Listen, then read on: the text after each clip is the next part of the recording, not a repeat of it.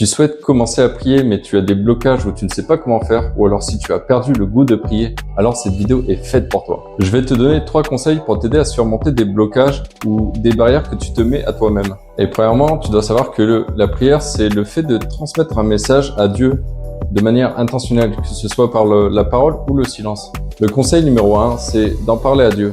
Tu peux reconnaître tes difficultés devant lui. Tu peux lui avouer que tu as du mal à prier ou que tu ne sais pas faire, ou alors même que tu as perdu le goût de prier. Et tu n'as pas besoin de faire de grandes prières, mais juste d'être sincère et faire ta prière de manière intentionnelle. Seigneur, je ne sais pas comment te prier, je ne sais pas comment venir à toi, je ne sais pas comment faire les choses. S'il te plaît, apprends-moi à faire des prières, apprends-moi à te louer, apprends-moi à t'adorer. Ce genre de prière, et tu peux même ne pas hésiter à lui dire, Seigneur, je te demande pardon parce que j'ai perdu le goût de prier, si jamais tu es dans ce cas-là. Il ne faut pas hésiter à reconnaître les choses devant lui et à être sincère. Et le fait d'être dans cet état, c'est que ça va t'aider à franchir la barrière qui pourrait te faire croire que tu as un Dieu distant, un Dieu qui n'entend pas forcément tes prières. La deuxième étape de ce premier conseil, c'est d'en parler à un proche ou à un leader. Et je sais que c'est pas facile. Personnellement, ça a été dur parce que, en fait, le fait de reconnaître qu'on n'est pas parfait ou qu'on a des difficultés, ça vient nous chercher un peu. Mais c'est important par rapport à nos barrières. Ce n'est plus quelque chose de caché sur lequel l'ennemi va t'attaquer. C'est quelque chose que tu as mis en lumière et que désormais, tu vas surmonter ces difficultés. Et en parler à un proche, à un leader, ça va te permettre déjà d'avoir de la prière pour t'aider, mais aussi d'avoir du soutien et de l'encouragement. Et si jamais c'est ton cas, n'hésite pas à le mettre en commentaire afin que je puisse prier pour toi. Le conseil numéro 2, c'est d'apprendre à dire merci. Quand tu ne sais pas comment prier ou tu ne sais pas quoi prier ou alors tu as perdu le goût de prier, le fait de dire merci, ça va te donner pas mal de sujets par rapport à ta situation actuelle. Parce que même si tu es dans une situation compliquée, tu auras toujours des sujets de reconnaissance. Et je t'invite à faire une liste pour laquelle tu pourrais être reconnaissant et remercier Dieu. Et ne pas hésiter même tous les soirs, par exemple, à remercier Dieu pour tout ce qui s'est passé dans ta journée. Et ça, c'est quelque chose que j'ai vraiment vécu. Je te donne un exemple par rapport à mon témoignage. Quand j'étais dans une saison compliquée émotionnellement, et ça je sais que c'est pas facile parce que quand on est dans la tempête, on regarde la tempête, on a du mal à regarder au-delà. Mais le fait de dire merci, le fait d'être reconnaissant pour tout ce qui se passe, même quand on est dans la tempête, en fait ça nous aide à ne pas concentrer notre regard sur ce qu'on voit, mais toujours être reconnaissant et toujours porter son regard sur Dieu. Et le fait de dire merci, en fait ça t'aide à surmonter cette barrière dans laquelle tu restes concentré dans ta situation actuelle.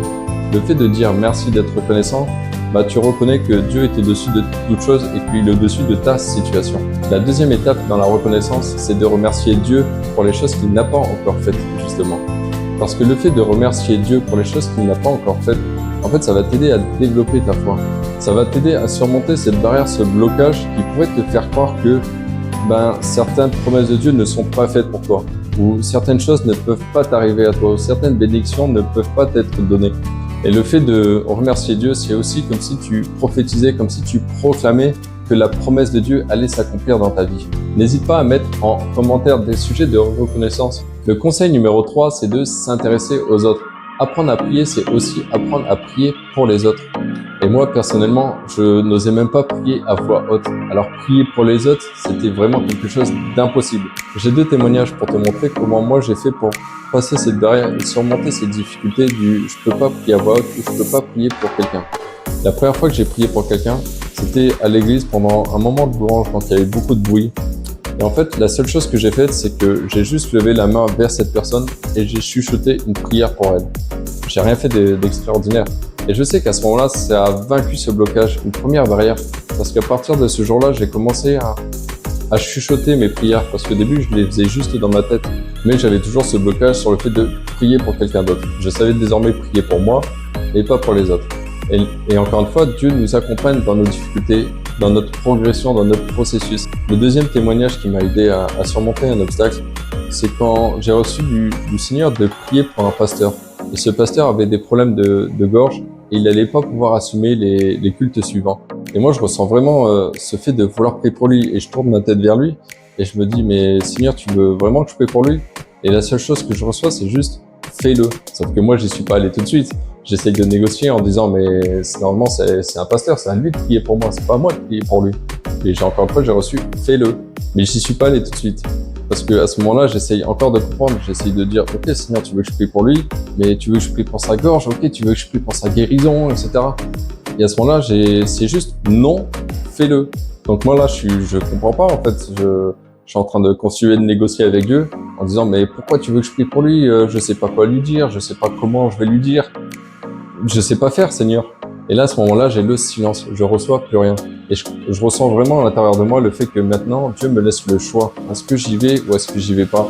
Est-ce que j'accepte d'obéir ou alors je me trouve des excuses en me disant, ben non, je sais pas faire, non, j'ai peur, non, je suis pas capable. Donc à ce moment-là, j'y vais et je profite encore une fois d'un moment de louange où en me disant, ben au moins les gens ils sont en adoration, ils vont peut-être pas faire attention à moi. Et je suis allé devant et j'ai été voir le pasteur et je lui ai dit, ben excuse-moi, est-ce que je peux prier pour toi? Et je sais qu'à ce moment-là, je savais pas ce que j'allais prier au moment où je lui ai dit, je peux prier pour toi. Mais j'ai obéi, j'ai commencé à parler et j'ai même pas prié pour sa gorge, j'ai même pas prié pour sa guérison alors que c'était le truc le plus visible. Au final, ça m'a fait comprendre que quand le Seigneur nous demande de faire les choses, et ben moi dans ce cas-là, il a mis dans ma bouche les mots que je devais dire, il m'a accompagné dans ce que je devais dire.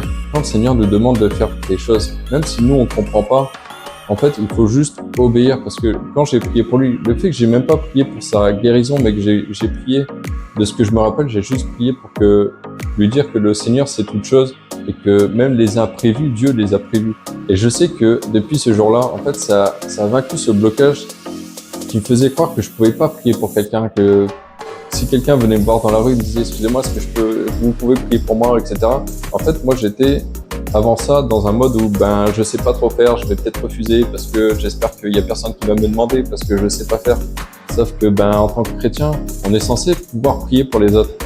Et le fait d'avoir fait ça, d'avoir accepté de faire ma première fois, ça a permis de vaincre ce blocage en me disant ben ok, maintenant je sais faire, j'ai déjà fait.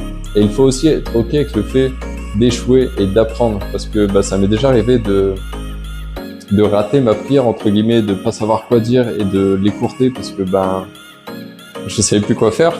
Mais le fait d'être ok, en fait, ça va pas te mettre la pression en mode ah j'ai échoué, ah j'ai pas réussi à prier, parce que Dieu n'est pas un professeur qui attend qu'on soit parfait. Et Dieu est un professeur qui avance avec nous dans notre processus, dans notre marche avec lui.